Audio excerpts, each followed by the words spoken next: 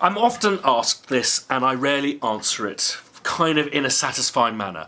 The question is, what equipment do I need to be a media composer? And I usually answer, equipment isn't the point, it's all about you, it's all about a microphone, get a computer, sure, whatever, do your own thing. But I guess, if I was going to answer the question, a core system to get going as a media composer, to be able to do the kind of conventional, get your teeth kind of sharpened, writing to picture, making some great sounds at a kind of standard that people expect of us these days, this would be my answer. Now, there's a reason that I'm actually finally answering this question, and that is that I get heartbroken when I see people at the beginning of their career spending money they can ill afford on crap. I hate seeing people in shops being sold stuff and you just go, why is the salesperson selling that person walking out of the shop knowing full well the minute you unbox this stuff it's going to be worthless, no resale value, and it's just going to make your life more difficult. And by that I mean if you're wanting to gain advice from people but you're using kit that no one understands, so you've got a sample library, it's a brilliant string library but it was recorded in the Philippines, you're having difficulty merging a live violin recording that you're doing with a microphone that was made in Thailand, which is a cross between an SM58 and a U47, and you're using an interface that's made by Sanyo through a pair of speakers that are kind of like NS10s but they're made in Chile. It's like, well, I don't know really where your problems lie because everything that you're using is unfamiliar to me. Now, why would you ask an old fogey like me? Well, there are three reasons. One, because I am still working in the field, so it's not going to be advice from some know-it-all down at the pub or someone who's kind of really keen that you get the same stuff that he got or she got because they may have bought that Filipino string library and they're not too sure about it. Worse still, a salesperson who has a completely different agenda, or indeed someone who maybe has lost touch, hasn't actually worked in the field for a long time. The second reason is to not make the same buying mistakes or patterns that I've made over the years, and that is the key thing for me is semi-pro, which is a complete misnomer. It basically means worthless when you take it out of the box and something you're going to have to stick in the bin in a year or two's time. So I'm going to recommend pro-end stuff that has a long tail, stuff that you will be able to use for a long time. And thirdly, I guess the most important thing is to try and get you a core system that isn't full of crap that you don't need. And that's another kind of key issue here, is distracting yourself with stuff that isn't, doesn't provide you with the staples that you require to get going. I think a good example of this, I've missed our little chats in the toilets of airplanes. I think a good example of this is my vlog. I don't know anything about camera equipment, but I do have a kind of a buyer's arrogance and decided to ignore the advice of hundreds of YouTube creators of which equipment to buy. So I ended up doing my pilot vlog with a small Sony 4K camera strapped to my forehead. I have since kind of given in to the popular advice and settled for a GH5 and this lens. You people have noticed over the last few weeks and months that things have improved picture-wise. I'm simply listening to people who have experience in this respect. So I really urge you to take on board what I'm saying, but I've also asked some of my pals and colleagues to put their views forward for what they think is a good core system. The other consideration I've made is portability. I think at your early stage in a career, it is key that you can kind of get up and go to where the work is. But also it's likely that if you're renting every year or so, you're having to move. So being stuck down to kind of 6 PCs and huge kind of outboard systems is probably not practical. First up, and to get you up and running as quickly as possible, I'm suggesting all of these in a purchase order. You need a computer, and I would go for this. Yes, absolute monsters, and monstrously priced too.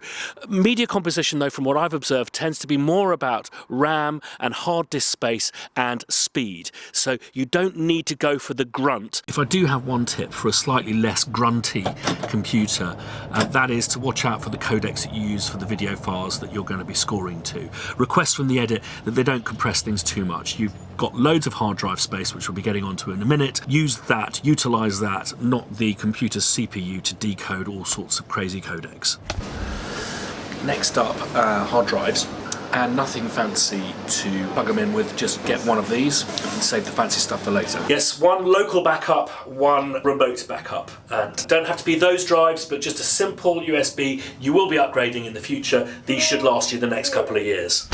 Next up, DAW, or Digital Audio Workstation. No surprises there. It's a pro-end bit of kit that has grown over the years into a massive production suite. The plugins are good, the reverb is okay, it's got the best software sampler in the world, the EXS24, so if you're wanting to make your own sounds, it's very straightforward. And it's made by Apple, only available on Apple computers, hence the need for the Mac. Next up, speakers.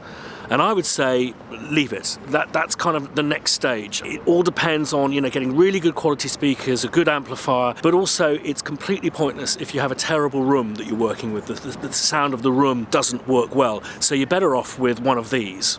Just watch the volumes that you're working at, and if you've got a little hi-fi that you can plug stuff in if you want to pump it, that's what I would recommend for now. Now you can pick up a keyboard for next to nothing, but if you're wanting to kind of really investigate orchestral and the full kind of range, then I would actually recommend one of these. The action is great, and again, this could last you 20 years. And because this keyboard doesn't have any little kind of faders, you will need a fader controller, and I'd recommend one of these, which you can pick up really easily on eBay. This one certainly lasted me about 10 years. Next up, audio interface. I know you're going to say, fuck off, an Apogee at entry level. But I feel really strongly about this. I've been using this for about 6 months now, and I believe if you get one of these, it'll last you for years and years and years. Now, there are interfaces that are, massively cheaper and less spec than this, but I think that this will give you everything you need for the next 10 years possibly. It's got great preamps, it's got great AD converters, the stuff that's converting your wonderful sound waves into binary and then back again. It's worth investing in. It'll make your life easier. You'll just find it easier to record stuff, easier to mix stuff. Now you need something to plug into it, and I'm not joking here, but this is what I'd recommend. The reason for that is this will last you for life, and you wouldn't believe how many kind of amazing recordings you can make. It's definitely for close miking, so it's ideally suited for a badly designed room sonically, but you've got to get it close to what you're recording. You can also use an SM57. But as I say, I think there are so many examples of kind of copies of this mic, or a mic that does a bit of this but isn't quite like that. I would recommend borrowing or hiring mics until you can afford more expensive ones, because I find as media composers you use a microphone maybe once or twice a month, and the SM57 or the SM58 is a really good pro-end mic with a remarkable price that will last you for the rest of your working life. Next up, you're going to need some samples. Now don't laugh, because they're likely to include Spitfire samples, which is a company I part own. We've designed a thing which is it's like your turnkey, everything that you could use to make big, zeitgeisty cinematic music. But that wouldn't be my first choice, but this is a matter of taste. If you're wanting to apply the methodology I've applied to this core system, and that is something with a long tail that's going to give you, maximum amount of usage, maximum amount of bang for your buck, that pro-end stuff, the library I would recommend would be this.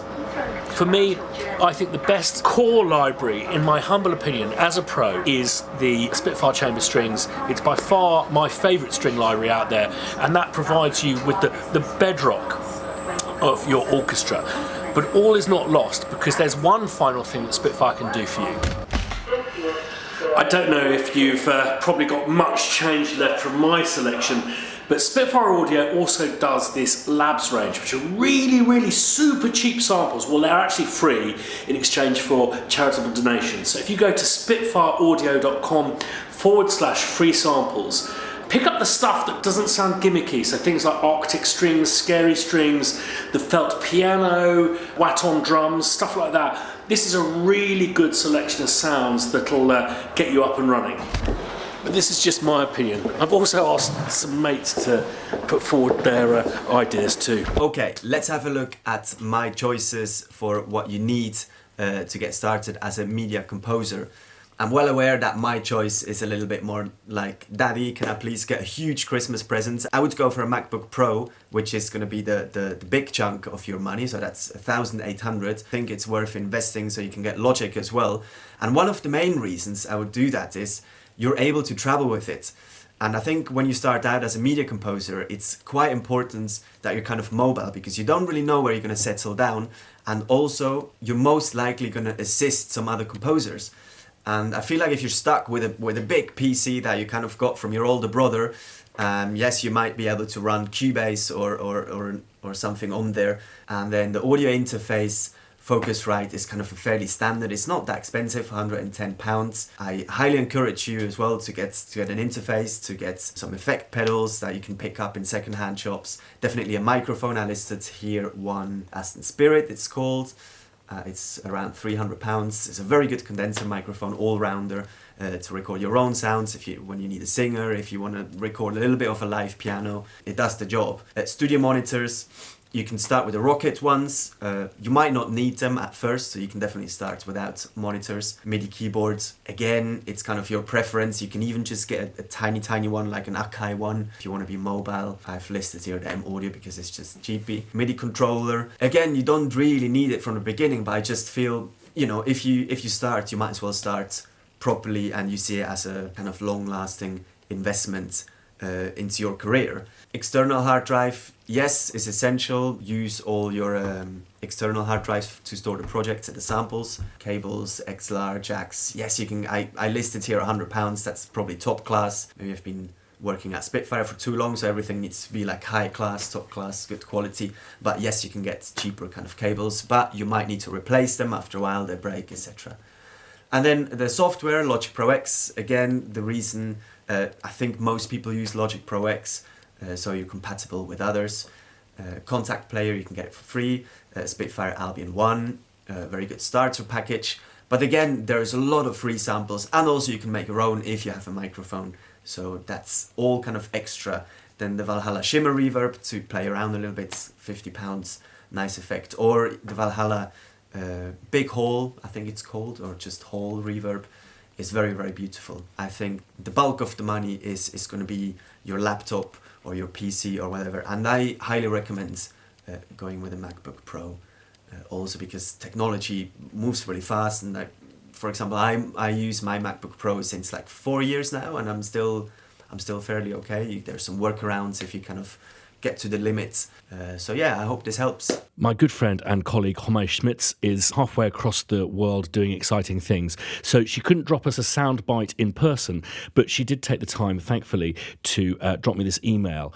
Her core rig would be a Mac Mini. She also suggests to check out student discounts. Apple could be up to 10%. This is something that we would urge you across the board. The DAW she uses is Logic Pro X, a monitor of about £100, say an LG screen, a MIDI keyboard, the Nectar GX61 USB. She says you can get cheaper ones by going for 49 keys, but I would invest in the extra keys, as switching octaves regularly can get in the way of your workflow. This is also a product she suggests you could buy secondhand on eBay. She also suggests you need a MIDI controller and recommends the Korg Nano Control 2. As an interface, she would use the Focusrite Scarlett 212 USB. For headphones, the Beyerdynamics DT770 Pro closed. Again, this is something she would look for secondhand. She doesn't think that investing in a pair of speakers at this point, for the first couple of years perhaps, is necessary, depending on the room you're working in. If the room was shit like mine, then the sound on those speakers would be wasted. The imaging was certainly coming through better on my headphones. She also recommends an SE X1 cardioid condenser mic. Kontakt player you don't need, because the virtual instrument she would recommend is Albion 1, where Kontakt player is kind of bundled for free. Also note that with Spitfire you can get a 30% discount. She says,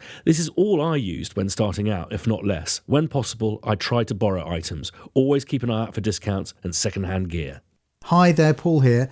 So the keyboard I've picked is the Nectar Panorama P6. Good balance between number of keys. It has some sliders, some faders there, so you can control your CCs. The Mac, I've picked the baby of the iMac range. You don't need all that Retina stuff, just something simple to get you going. Nice and powerful though still. Interface, the RME Babyface Pro. I think that this is not the cheapest interface you can buy, but it sounds good and it is a really good build quality, so it will last you.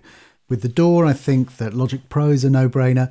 It's got some great AU plugins included, all your effects, compressors, all that kind of stuff. They're all really good quality sounds, very creative toolkit. Headphones, AKG K702, I know I've spoken about these before. They used to be 300 quid nearly, and as the 701s, and they've come right down in price. They're very, very good quality.